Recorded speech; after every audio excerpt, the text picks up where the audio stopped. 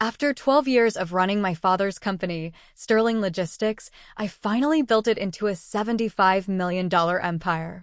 At a family dinner, my dad looked at me with a proud yet unsettling smile and said, "Your brother will take over now."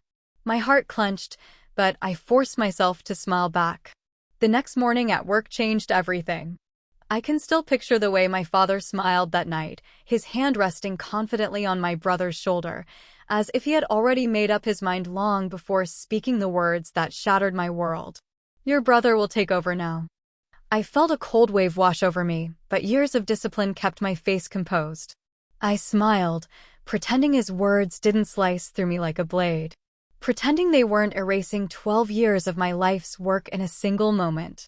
The dining room was filled with the soft clinking of silverware against porcelain, the murmur of conversations between extended relatives and business associates. But this wasn't just a family dinner. This was a celebration. A gathering meant to honor everything we had built. Or rather, everything I had built. My father, Richard Caldwell, had started Sterling Logistics when I was just a kid, a modest transportation business that barely scraped by in its early years. I grew up watching him struggle, burning the midnight oil, sacrificing vacations, constantly chasing one more deal to keep the company afloat. When I was 25, fresh out of business school, he finally let me step in, though I had to fight tooth and nail for that opportunity. And I hadn't just stepped in.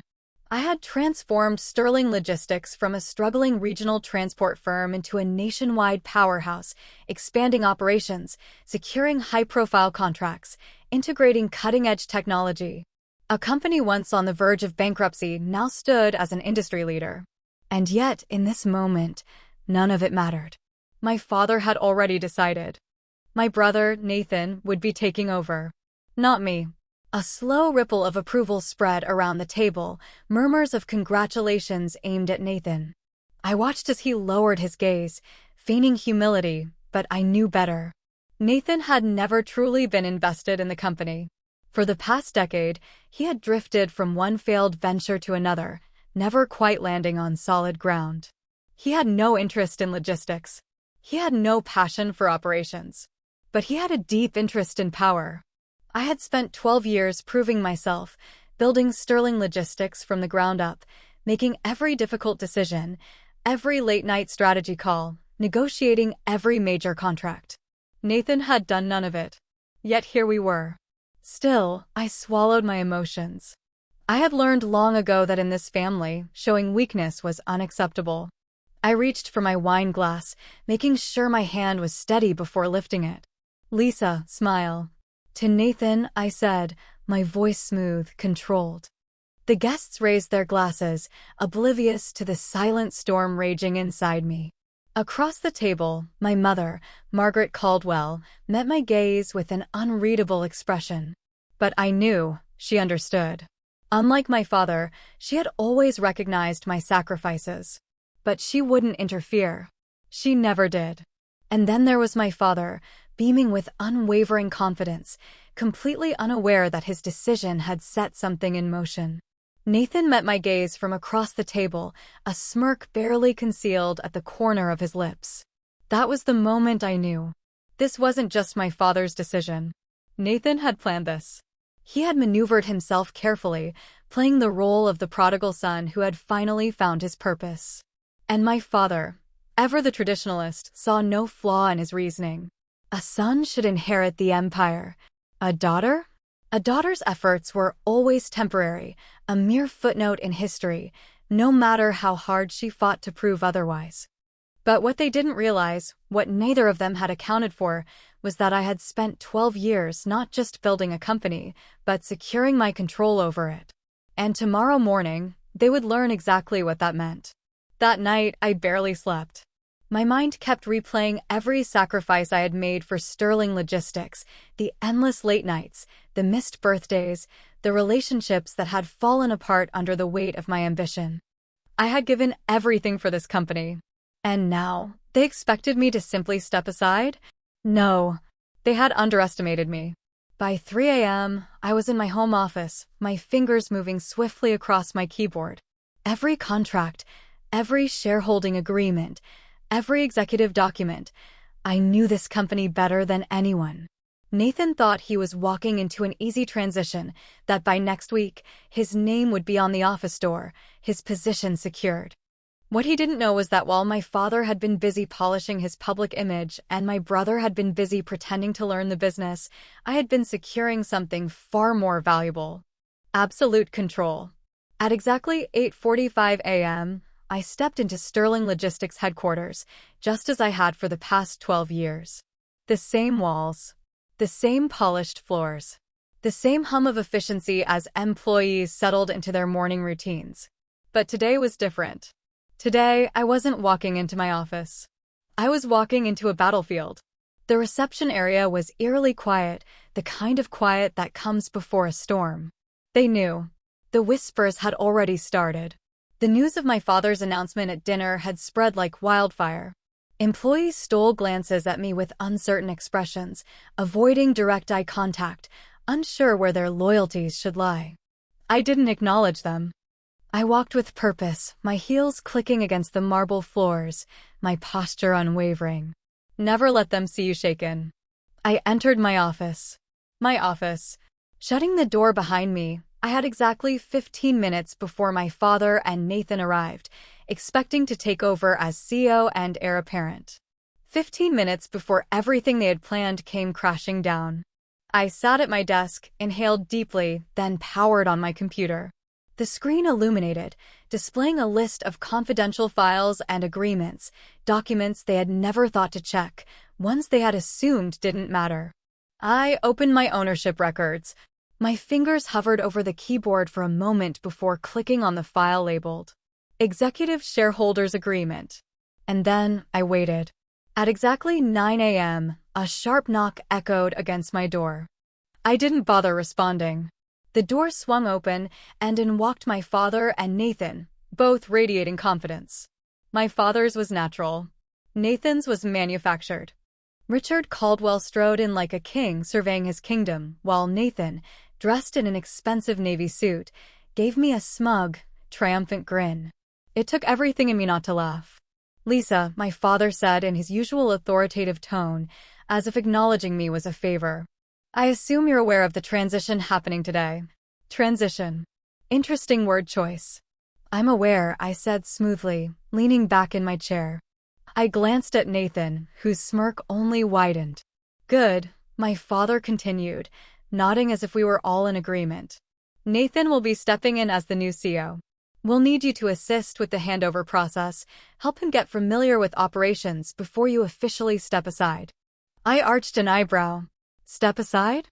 I let the words hang in the air for a moment before responding. "Dad, I think you're mistaken about something." His face twitched in irritation. He was used to my compliance, my ability to fall in line without a fight. He wasn't prepared for this.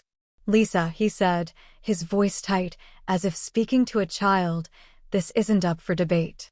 The decision has already been made." I smiled then. A slow, knowing smile. "Oh, I know, Dad," I said softly. "The thing is, you don't have the authority to make that decision." Nathan let out a low scoff, shaking his head. "Lisa, don't make this difficult. We're trying to do this the easy way." I didn't respond. Instead, I reached for the remote control on my desk and pressed a button. The large screen on my office wall lit up, displaying a document. The very same one I had reviewed the night before. Executive Shareholders Agreement. Signed, August 17, 2015. Signatories, Lisa Caldwell, Richard Caldwell, Nathan Caldwell. My father's expression paled slightly. I turned to Nathan. "Do you even know what this document is?" He crossed his arms, shifting uncomfortably. "A shareholders' agreement," he muttered. I nodded. "Yes.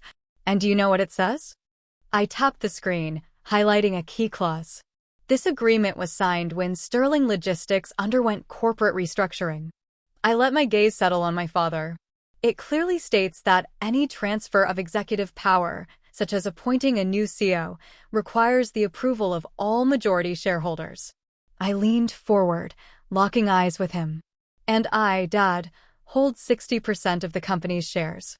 The room fell into absolute silence. Nathan's smirk vanished. My father's expression hardened. That's impossible, Nathan muttered, stepping forward to examine the document. Actually, it's very possible, I said smoothly. You see, while you were busy failing at every startup you touched, and Dad was busy playing the role of corporate patriarch, I was doing something else. I leaned in slightly. I was securing my position. I turned back to my father. Remember when you needed capital for expansion in 2017?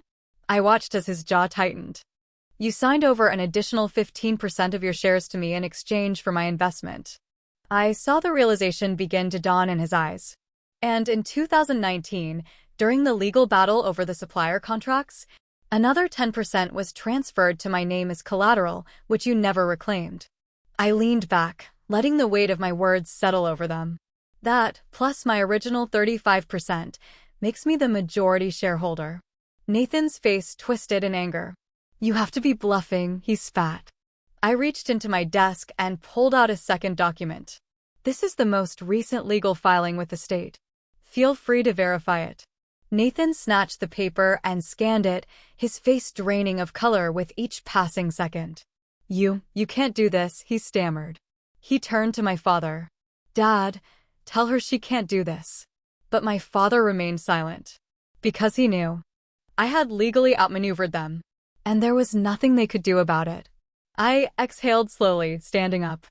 I'm not firing you, Nathan, I said, my voice calm, measured. I wouldn't want to force you into the real job market. Nathan's eyes burned with fury, but I didn't stop. But you will report to me. And you will work under my leadership. I gestured toward the door. Otherwise? I shrugged.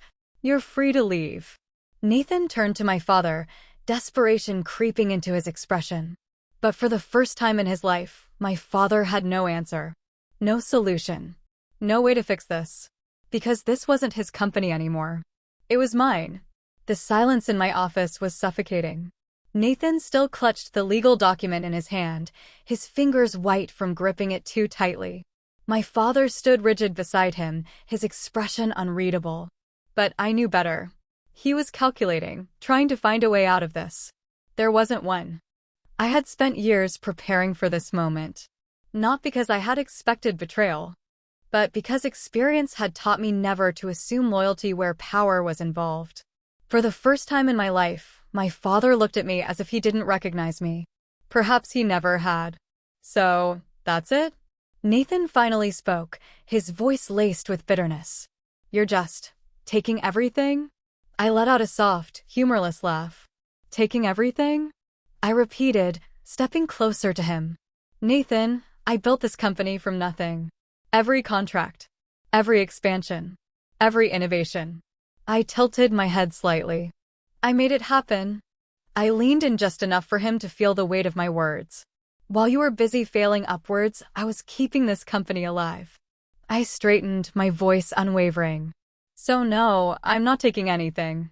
I let my gaze linger for a moment. I'm just keeping what's already mine. Nathan's face twisted in anger, but he had no comeback.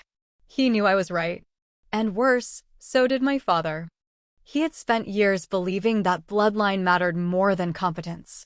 That his son would inherit what was rightfully mine. He had underestimated me. And now he was paying for that mistake. My father finally broke the silence. You're making a mistake, Lisa. His voice was calm, measured. But I could hear the strain underneath. A family should stick together. Do you really want to burn this bridge? I met his gaze head-on. Dad, I said evenly, you burned this bridge the moment you made your decision without me. His lips pressed into a thin line. Business is bigger than just one person, he said. We can find a solution that works for everyone.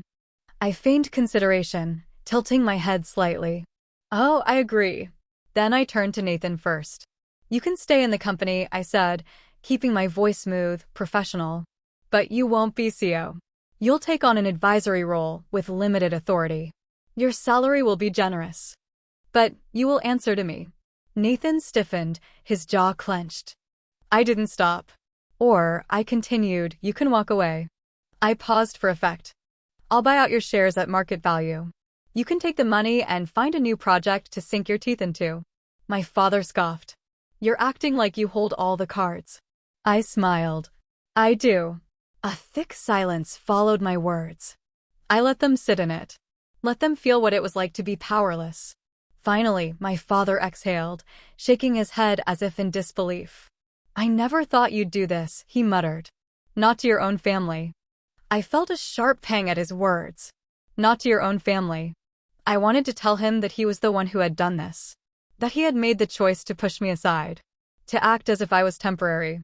But I didn't. Because in the end, it didn't matter. What mattered was that I wasn't going to let them take what I built. Not now. Not ever.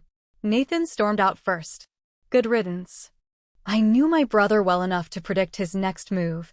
He would go to our relatives, family, friends, business connections, painting himself as the victim of corporate betrayal. I didn't care. I wasn't here to win their approval. I was here to win my future. My father lingered for a moment longer, as if waiting for me to change my mind. When I didn't, he gave a slow nod. You've changed, he said quietly. I met his gaze. No, Dad. I let the words hang in the air. I just finally stopped pretending. Then he left. I exhaled, sitting back down in my chair. I should have felt victorious. I had fought for my place and won. But as I stared at the empty doorway, I felt something else too. A quiet, lingering ache. A part of me had always wanted my father's approval.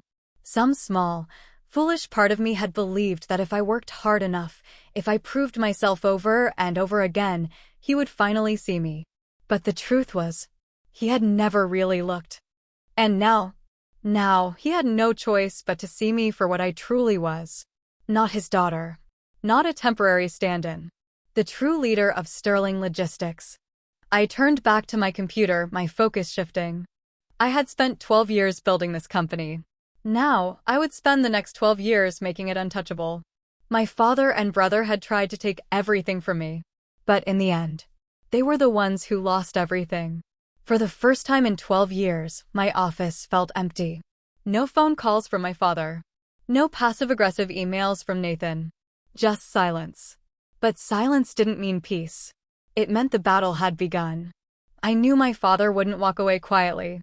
And Nathan? He would fight tooth and nail to reclaim what he thought was his birthright. I wasn't naive enough to think this was over. It had just begun. By the next morning, I could already feel the unease within the company. Employees who had greeted me with confidence last week now seemed hesitant, as if afraid to choose sides. A few department heads avoided eye contact. I knew what was happening. My father and Nathan were working the Whisper Network, old family friends, board members, senior executives. They were sowing doubt, painting me as cold, as ruthless, as disloyal. Nathan, especially, had taken on the role of the wounded son, betrayed by his own sister. I could picture him now, sitting in a high-end restaurant, a glass of whiskey in hand, his voice filled with fake sorrow as he told investors how I had stolen the company from him. And my father? He didn't need to say much at all. Just a heavy sigh, a slow shake of his head, a carefully placed phrase. I only ever wanted the best for my children. It was calculated. And dangerous. Because if they managed to turn my board members and top executives against me, they could push me out of my own company. Or at least make my leadership impossible. I wasn't about to let that happen.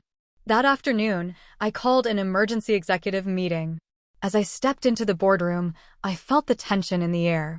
Half the room avoided my gaze. The other half watched me too closely, waiting for me to slip. I took my seat at the head of the table. My seat. Let's not waste time, I said, my voice even, controlled. I know there have been conversations. Behind closed doors. Over drinks. In hushed voices. I let my eyes scan the room, pausing on each person just long enough to make them shift uncomfortably. I also know that some of you are wondering if my leadership is sustainable. A few people tensed. No one spoke. I tapped my fingers against the polished wood table. Let's clear that up now. I pulled up a presentation on the screen behind me. Numbers. Data. Facts. I built this company from a struggling regional business to a $75 million industry leader. Over the last 5 years, under my leadership, we've seen a 300% increase in revenue and expanded into 6 new markets. I turned to the CFO, Paul Whitman. Paul, do we have a single financial indicator suggesting this company is in trouble under my leadership? Paul hesitated for a second, then shook his head. No. In fact, he added, projections show another 20% growth in the next quarter. I nodded. So let's be honest about what's happening here. I leaned forward, my hands folded on the table. My father and brother aren't upset because the company is struggling. I let my gaze sweep the room. They aren't upset because I'm failing as a leader. I let the silence settle before dropping the truth. They're upset because they expected me to step aside and let Nathan take over. I folded my arms. Regardless of qualifications. Regardless of results. The room was silent. Then I dropped the real bomb. I also know that some of you have been contacted in the last 24 hours, offered incentives to push for my resignation. I tilted my head slightly. If anyone here would like to disclose those conversations now, this is your chance. A few people shifted uncomfortably. Then, after a long pause, one of the senior executives cleared his throat. I received a call, he admitted. From your father. He said he was considering making an official appeal to the board. I nodded, unsurprised. And did he offer anything in return for your support? A pause. Then, a slow nod. There it is. I exhaled, standing up. My father built this company, I said. I won't discredit that. But I took it further than he ever could have. And I will not allow him to manipulate it from the outside. I let my voice drop slightly, controlled. Dangerous. If he wants a fight? I leaned forward slightly. He'll get one. I gathered my papers, looking each executive in the eye. If anyone here believes my father and brother deserve control, now is the time to make your move. Silence. No one moved. Good. I turned and walked out, my head held high. This wasn't just about keeping my company. This was about making sure they never thought they could take it from me again. That night, I made my own move. Not to a board member. Not to an investor. But to the media. By morning, the business section of every major news outlet had the same headline. Power shift at Sterling Logistics. Lisa Caldwell outmaneuvers family in boardroom battle. I had made my move. Now it was their turn. And I was waiting. The morning after my story hit the press, my inbox exploded. Emails. Missed calls. Messages from journalists, investors, and board members. Some were supportive. Some were cautious. But most of them had the same question. Is it true? I let them wait. I knew the game my father was playing. He had spent decades perfecting the art of public perception. He knew that reputation held weight in business. If he couldn't defeat me in the boardroom, he would try to undermine me in the public eye. And that was exactly what he was trying to do. By noon, the first counterattack arrived. A press release. Neatly crafted. Carefully worded. But filled with lies. Sterling Logistics has always been a family-run business. We are saddened by recent developments, but remain committed to upholding the values that built this company. Changes in leadership are inevitable, and we hope to transition smoothly as we move forward.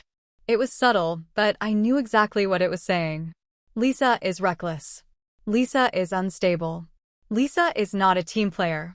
I wasn't surprised. I was, however, pissed. I sat in my office, watching the news as industry analysts debated my leadership. Was Lisa Caldwell too aggressive in her takeover? Will her lack of cooperation hurt the company in the long run? Can she recover from this PR disaster? They talked as if I wasn't watching. As if I wasn't already planning my next move. Because if my father and Nathan wanted a public war, I was going to give them one. I didn't release a statement. I didn't call a press conference. Instead, I made one phone call. To an old friend in investigative journalism. I have something for you, I said. But you'll need to move fast. An hour later, I sent over documents, emails, financial reports, internal records, evidence that under my father's leadership, Sterling Logistics had engaged in questionable business practices for years. Ones I had spent the last decade quietly cleaning up. The story broke within 24 hours. Behind the scenes at Sterling Logistics, a legacy of hidden debts and financial cover UPS. The article was brutal. It praised my leadership for fixing the company's financial health. It criticized my father's mismanagement. And most importantly, it proved that I was the only reason Sterling Logistics had survived. And just like that, the narrative changed. The board stopped doubting me. The investors stopped hesitating. And my father? He had nowhere to hide. 2 days later, my father finally called me. I let the phone ring 3 times before answering. "Lisa," he said, his voice tight. "We need to talk." I leaned back in my chair. "Do we?" Silence. Then, finally, a sigh. "You didn't have to do that." I let out a small laugh. "Neither did you. This company was supposed to be a legacy," he said. "For the family. For both of you." I felt a familiar pang. A tiny, foolish part of me had once wanted that too. But not anymore. "Dad," I said quietly, "if you wanted me to protect the legacy, you should have trusted me with it. Instead, you tried to take it from me." Another long silence. Then he asked, almost reluctantly, "What happens now?" I exhaled slowly. Now, I make sure you can never touch my company again." The war was over. My father had lost. Nathan had disappeared. And I had won. But as I sat in my office, staring out over the city skyline, I felt no satisfaction, no triumph, just emptiness.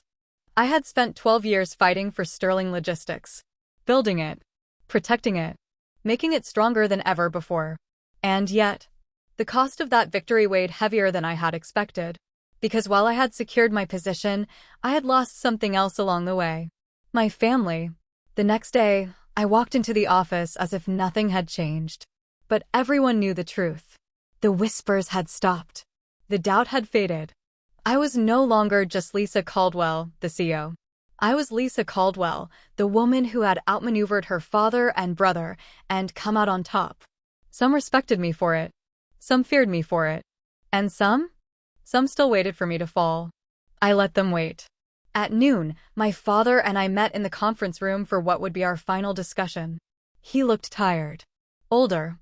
As if the weight of what had happened had finally settled on his shoulders. I waited for him to speak first. When he finally did, his voice was quieter than I had ever heard it. "I'm retiring," he said simply. Effective immediately. I didn't react. I had expected this. "I'll sell my remaining shares," he continued. "I'll keep a small percentage as an investor, but I won't be involved anymore." I studied him carefully. "And Nathan?" His jaw tightened.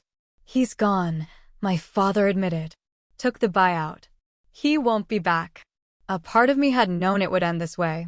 Nathan had never been strong enough to fight his own battles. Once it was clear he had lost, he had done what he always did. Run. Still, hearing it out loud made something inside me ache. Not regret. Not guilt. Just the finality of it all. I nodded. Understood. My father exhaled, rubbing his temple as if he had a headache. Then, after a long pause, he said something I never expected. "I underestimated you." It wasn't an apology, but it was the closest thing I would ever get. And strangely, I found that I didn't need it anymore. A month later, Sterling Logistics looked nothing like it had before. The old board members who had aligned themselves with my father and Nathan? Gone. The executives who had questioned my leadership?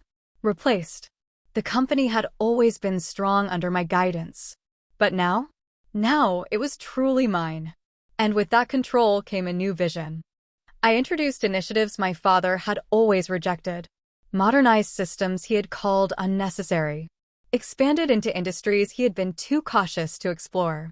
Within 6 months, profits soared. Within a year, we crossed the $100 million mark. And for the first time in my life, I wasn't just fighting to prove myself.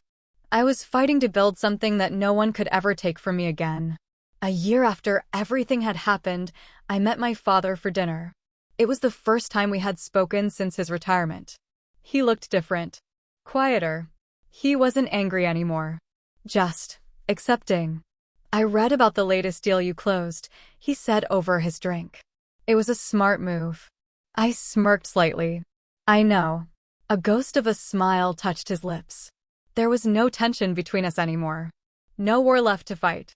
Only the simple, undeniable truth. He had tried to push me aside, and I had proved him wrong. He lifted his glass.